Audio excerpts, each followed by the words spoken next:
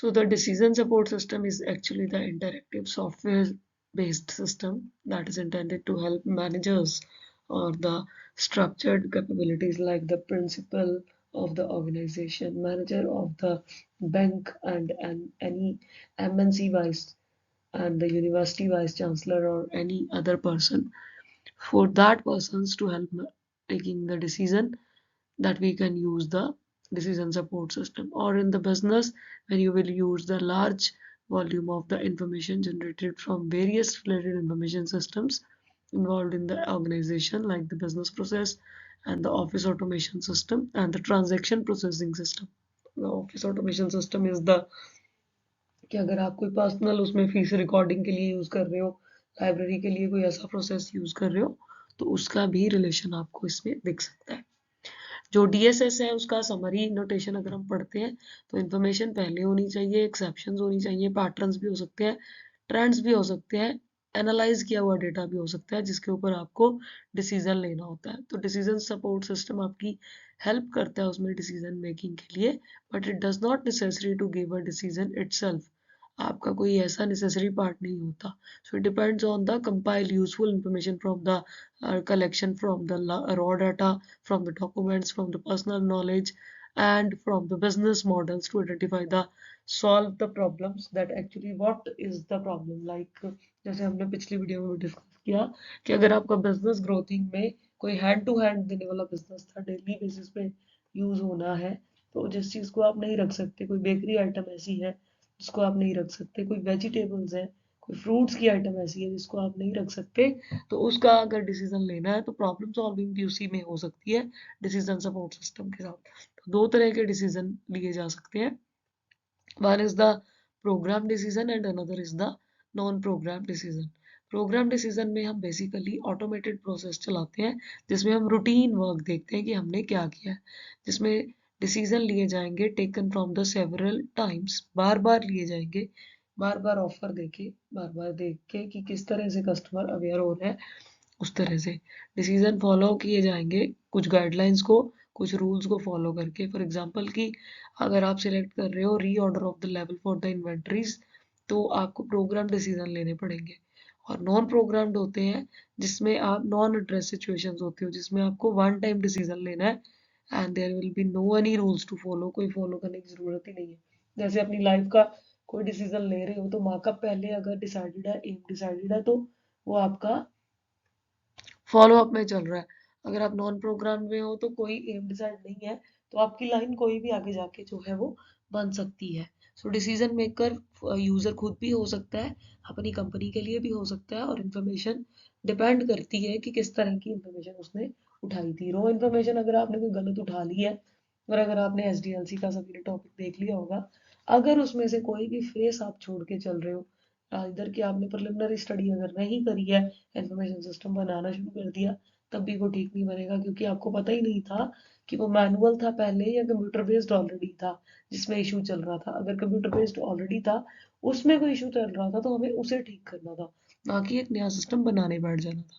सो SDLC की video जिन्होंने नहीं देखी वो ऑलरेडी चैनल पे अवेलेबल है, इंफॉर्मेशन सिस्टम वीडियो के नीचे लिंक्स अवेलेबल है, उसको चेकआउट कीजिएगा, फिर आपको ये इजीली समझ आ जाएगा। नेक्स्ट है कि डिसीजन जो बेस्ड होते हैं वो मैनेजर्स के डिस्क्रिशनरी पावर पे भी कई बार होते हैं, इंस्टिंक्ट होते हैं, परसेप्शन भी होती है, जिसमें जजमेंट पे भी होते हैं। जो डिस्क्रिशनरी पावर होती है वो डिपेंडेंट होती है कि पेपर गवर्नमेंट किसी को देता है, किसी को नहीं भी देता, तो उसके ऊपर, जैसे गजेटेड हॉलीडे है, नॉन गजेटेड है, तो डिपेंड करता है कि डिस्क्रिशनरी पावर में उन्होंने वो हॉलीडे करनी है कि नहीं करनी है। सो एट्रीब्यूट्स हैं इसके, adaptability, flexibility, high level of interactivity. कि अडेप्टेबिलिटी मीन्स कि इजीली जो आप डिसीजन ले रहे हो वो उसको यूज करके लो, कि कोई जिसके लिए भी ले रहे हो वो कम से कम उन्हें चुभे ना। हाई लेवल ऑफ इंटरेक्टिविटी हो सकती है, ईज ऑफ यूज हो सकती है, एफिशिएंसी होनी चाहिए, डेवलपमेंट उससे बेटर होती है, एक्सटेंडेबिलिटी, सपोर्ट बेटर मिलता है, डाटा असेस भी होना चाहिए आपके पास जिसके थ्रू आप डिसीजन ले रहे हो। कैरेक्टरिस्टिक्स जो होते हैं इसके, वो सेमी स्ट्रक्चर और अनस्ट्रक्चर्ड दोनों प्रॉब्लम्स के साथ ही डील करता है। Support for the managers at the main levels के ऊपर होती है कि अब टॉप एग्जीक्यूटिव ने सिर्फ डिसीजन लेने हैं, काम उन्होंने चाहे अपने एम्प्लॉय से करवा रखा है।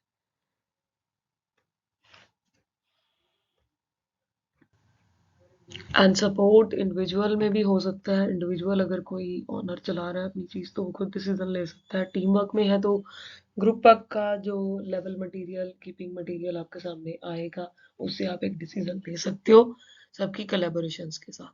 सपोर्ट इंटरडिपेंडेंट भी हो सकता है, सिक्वेंशियल भी हो सकते हैं, डिसीजन डिजाइन पे भी हो सकते हैं, चॉइस भी आपकी क्या है डिसीजन लेने की, इम्प्लीमेंटेशन कैसे करना है। बेनिफिट हमें ये होता है इसका कि जब हम डिसीजन मेकिंग एक्टिविटीज में पढ़ते हैं ना, तो हम ये देख के चलते हैं कि जो हमारी टीम उस पे ऑपरेशन परफॉर्म कर रही थी, मैनेजमेंट इंफॉर्मेशन सिस्टम अगर वर्क कर रहा था with the transactional processing system and the computer based information system, तो अगर स्टूडेंट ने आपके मार्क्स गेट फच किए हैं कि आपने टारगेट रखा कि 60% से अबव किन स्टूडेंट्स के मार्क्स हैं, डिसीजन वाइज ले सकते हो कितने बच्चे हमारे एमएनसी की कोलैबोरेशन कोई भी होती है तो उसमें ये क्वालिफाइड है, बैठ सकते हैं।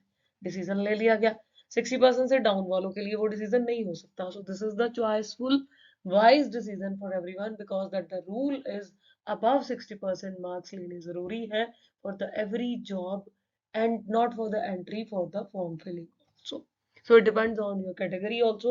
If you are entered into the general category, the procedure is different, and if you are with the reserve categories, your procedure is different. So decision making इसके ऊपर भी होते हैं। तो benefits इसके क्या होते हैं?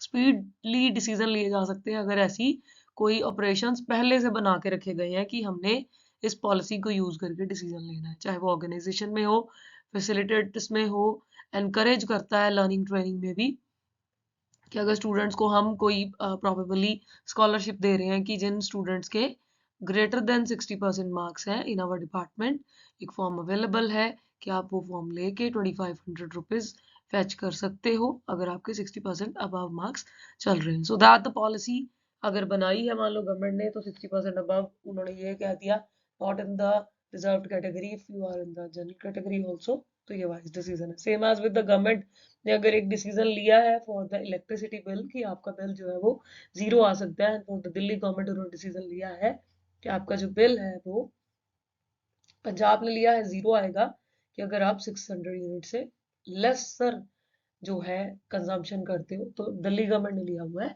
कि टोटल जितना आपका बिल आएगा उसमें से 200 यूनिट्स जो है वो माइनस कर दिए जाएंगे। सो पॉलिसी मेकिंग में पॉलिसी अगर पहले बनी हुई हो तो फायदा उन्हें भी बहुत होता है, पॉलिटिशियंस को भी बहुत होता है।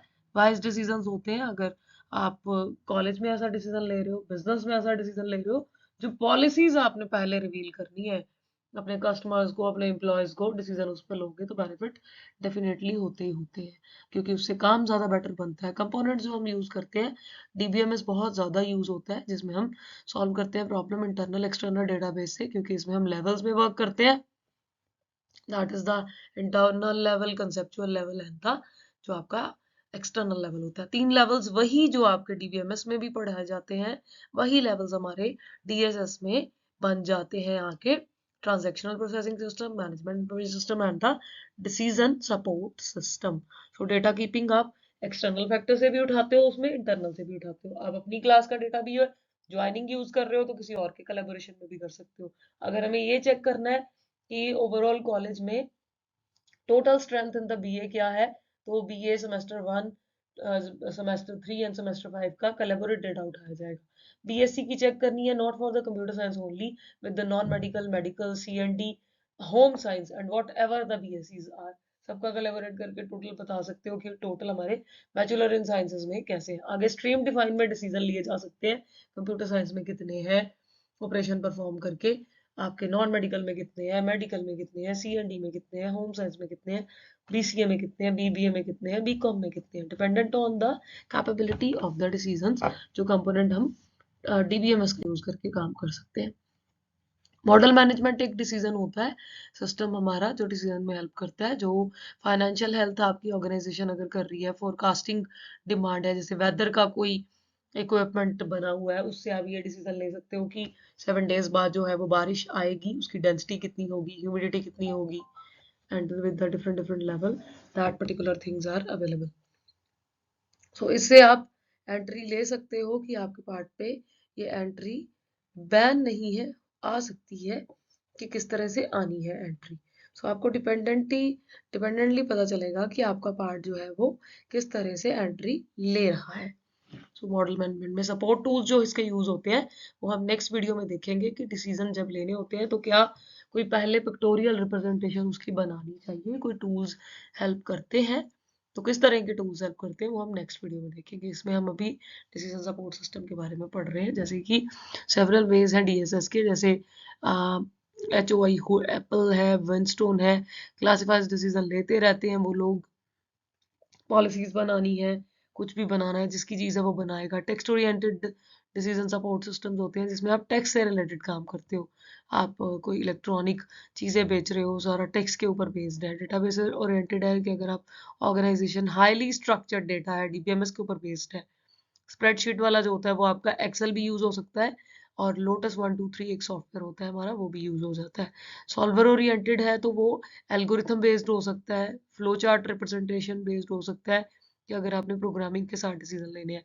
रूल्स ओरिएंटेड है तो एक प्रोसीजर अडॉप्ट करो, कि स्टूडेंट्स के लिए कोई रूल्स बनाने हैं तो प्रोसीजर अडॉप्ट करो, बड़ों के लिए बनाने हैं प्रोसीजर अडॉप्ट करना पड़ेगा। तो ये हमने इसमें लेने होते हैं। कंपाउंड होता है जब हम सारी की सारी 5 स्ट्रक्चर जो ऊपर पड़ी है सबको मिक्स कर देते हैं, मींस रूल्स भी ले लिए हमने, हमने स्ट्रक्चर्ड भी देख लिया क्या लेना है, डिसीजंस का वाइजमेंट भी देख ली कि क्या लेनी है, जितने कंपोनेंट्स अभी हमने ऊपर 5 पढ़े हैं उसकी कोलैबोरेशन जो है वो होती है। एक्सप्लेन्ड हम आगे कर रहे हैं कि 5 कौन से और होने चाहिए, टिपिकली पिछले भी हो सकते हैं, अगले भी। इन पांचों में से या तो 2 ले लो तब भी काम हो सकता है, सारे ले लोगे तब भी काम हो सकता है, पीछे वाली कोई थिंकिंग पावर रख लोगे तब भी आपका काम हो सकता है। सबसे पहला होता है, टिपिकली आपने कभी भी एसडीएलसी दोबारा जरूर देखिएगा। एसडीएलसी आपको पूरा एक्सप्लेनेशन इसी चीज की दे रहा है कि first of all operational performing से पहले प्रिलिमिनरी लो, प्रिलिमिनरी के बाद आप एंटर कर सकते हो कि हमें इसको बनाना कैसे। पहला ही डिसीजन वही खड़ा है कि प्रिलिमिनरी में अगर आपको ये सर्वे में मिल जाता है कि आपका जो डिसीजन मेकर है वो अगर मैनुअल सिस्टम था तो आप डायरेक्ट बना सकते हो। अगर आपको कंप्यूटर बेस्ड इंफॉर्मेशन सिस्टम पहले ही मिल रहा है तो पहले हमें उसको चला के देखना पड़ेगा कि इसमें कौन सी ऐसे इश्यूज चल रहे हैं। और अगर वो किसी ऑर्गेनाइजेशन के लिए है तो इंक्वायरी करनी भी बहुत जरूरी है उन लोगों से, कि अगर वो फीस रिकॉर्ड का ही सिस्टम बना था, तो जैसे किसी फीस रिकॉर्ड वाले ने जनरल कैटेगरी की फीस लेनी है या कैटेगरी वाले स्टूडेंट्स की लेनी है, either in the BC category और in the SC category, whatever the categories are, जो फीस भी लेनी है वो एक जनरल की अलग होगी, कैटेगरीज वालों की अलग होगी। और अगर वो डिडक्शन कर ही नहीं पा रहा, टोटल फीस फॉर एग्जाम्पल की आपकी चल रही है 22,000 for the full course, and वो कैटेगरी वाले बच्चों की कम हो सकती है, तो 20,000 ही आपको टोटल वो डिडक्शन कर ही नहीं रहा। जनरल कैटेगरी वाला आएगा तब भी वही फीस दिखा रहा है, एससी आता है तब भी वही, बीसी आता है तब भी वही।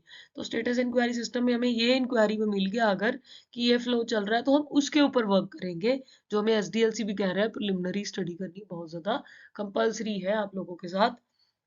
डेटा को जब एनालाइज करोगे तो फ्लो कंट्रोल भी बना के देख सकते हो, फ्लो चार्ट्स बनाओ, फ्लो चेक करो कि डेटा का फ्लो किस तरह से उस सिस्टम में जाना चाहिए, क्योंकि एक लेमैन ने जब सिस्टम चलाना है तो उसे नहीं पता आप कैसे बना रहे हो, आप स्प्रेडशीट यूज कर रहे हो, आप लोटस 123 यूज कर रहे हो, आप डेटाबेस का कोई कोलैबोरेशन यूज कर रहे हो, उसको नहीं पता। ये सारा मैंने इसलिए बार बार मैं कहती हूँ एसडीएलसी का टॉपिक सुनना बहुत ज्यादा कंपल्सरी है, जिन्होंने इंफॉर्मेशन सिस्टम सीखना है सुनोगे तो आपको आइडियाज उसमें से इतने मिलते जाएंगे कि आपको एनालाइज करना डेटा आ जाएगा।